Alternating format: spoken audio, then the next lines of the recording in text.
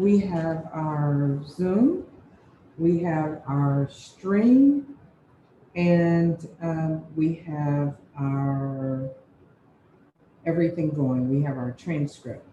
Hello, I am Judge Deidre Davis, Judge of the 270th Court. We are in the process of having a small little competition with all the law clerks, and It's 1 o'clock. it's regarding 18001. And what we're going to do is we have entry number 1 and entry number 2. We did entry number 1, Team Judicial Junkies, 2 days ago, and we had some technical difficulties and we are refilming theirs. Yesterday we did Team 2, which is Team Focus. We will give you more information later on lawyers voting and letting us know which presentation they feel is the one that should be victorious. Feel free at any time to give congratulations to our young people, encouragement to our young people, and let them know to keep doing a great job because they are doing a fantastic job. Each team, they created their own PowerPoint presentation and they looked up everything themselves. They got zero help from me. I haven't critiqued it. As we go through this process, we will do that later. So right now I am going to go ahead and start with Team 1, presented by Landon Morris. He will tell you a little about himself, and then he will begin. So counselor to be, I will turn this screen around, one moment. And you can begin, sir. Thank you, Your Honor. Good afternoon, ladies and gentlemen of the court and of the viewers and everyone who have logged in on these platforms. My name is Landon Morris. I'm a 3L over at Thurgood Marshall School of Law. Right now, I am a judicial law clerk underneath Judge Deidre Davis over at the 270th Court off of 201 Caroline Street. And today I am excited to present to you 18001, which is affidavits concerning cost and necessity of services. So what exactly does 18001 do? Generally, this section, it will allow for the admissibility of evidence of any of the reasonableness and necessity of charges by an affidavit. Secondly, it will also allow and permit the use of that affidavit to support the findings that are within that affidavit that have been filed. And then 3, if there is a counter affidavit that has been properly filed, then it will exclude the evidence of the original affidavit. So in other words, it excludes such evidence found in the initial affidavit when there is a properly filed counter affidavit. So what is 18001? How does it work? Like how do we proceed to use 18001? Well, I'm glad you had that question on mind, because first off, when it comes to the plaintiff or the person who is initiating the initial affidavit, they must prove the expenses by affidavit by proving reasonableness and necessity of the costs. Second off, they also need to have the language within that affidavit in regards of the matter of the case to prove that there is such necessity and reasonableness of the medical bills and also the charges that have been charged to the plaintiff. Thirdly, if it's been left uncontroverted, then the affidavit will be sufficient to prove the plaintiff's claim. But however, if there is a properly filed counter affidavit, then that means that the previous affidavit that was filed by the offering party will no longer be sufficient. This means that they're going to have to go into trial and use their expert testimony during trial for the offering party to initially fight for their affidavit to be held admissible. Typically, you will see this, this rule being used in personal injury cases, more like motor vehicle accidents, attorney fees, A lot of times you'll see this also in medical expense cases for medical billing and charging. So the procedure of this. So first off, the affidavit has to be administered under an oath. So it has to be administered by somebody who has the authority to administer oaths.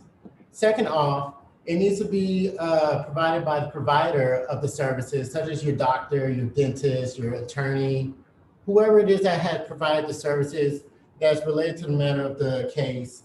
They are going to have to basically come in and also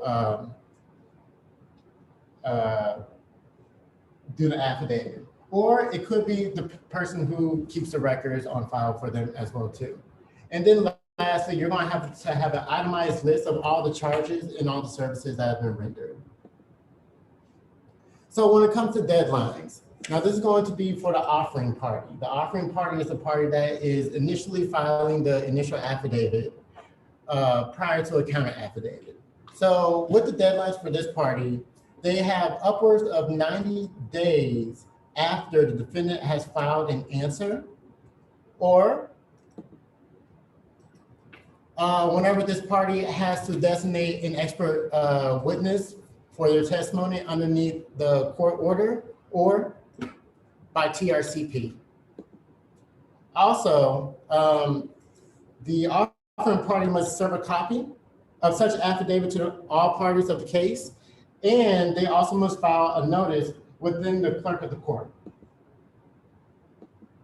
Now, when it comes to a controverting party, this is the party that is controverting the initial affidavit.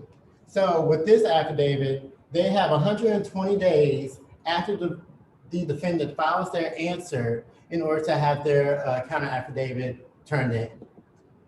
Or whenever the countering party is set to designate an expert witness for trial underneath court order or by the TRCP. So another deadline for the controverting party, other than the ones that you have seen prior to, this one is going to be for right after they have been served the initial affidavit from the offering party. So with this, they have 30 days after service, after the initial affidavit has been served to the countering party. Or they have upward to when the countering party has been set to designate a expert testimony by court order or underneath the TRCP. So I mentioned counter affidavit, but I haven't really gone into the specifics of what a counter affidavit does or how to even properly file one. So in order to do that, we are going to go into subsection F. Underneath subsection F, the counter affidavit must give reasonable notice and before a person who is authorized to administer oaths. And it also must be made by a person who is qualified with the skills, knowledge, and also the expertise of the related subject matter. Third of all, but not least, however, this counter affidavit may not be used to contradict anything related to causation. So the counter affidavit is strictly just an itemized list of what services and charges have been rendered over to the patient, but it's not to be used to dispute any causation claims. Furthermore, the controverting party must file the notice within a reasonable time and also within the clerk of the court. So we have a couple of continuing services. We have a part 1 and also a part 2. Part 1 is going to be in relation for the offering party, the party that is offering the initial affidavit. So they're going to be able to amend their affidavit upward of 60 days before the commencement of trial. So they can do it before the 60 days prior to trial or all the way up to the 60th day prior to trial. Now, when it comes to the countering party, they have upwards of 30 days prior to trial in order to amend their, or to supplement their affidavit. So a couple of the recent changes in 18001, they're mainly going to be deadline changes, but there's a reason for that. So when it comes to the defendant or the countering party, remember earlier we mentioned that they have we have 120 days after the defendant files their answer. Also, we have the plaintiff who has to file their 18001 90 days after the defendant has filed their answer.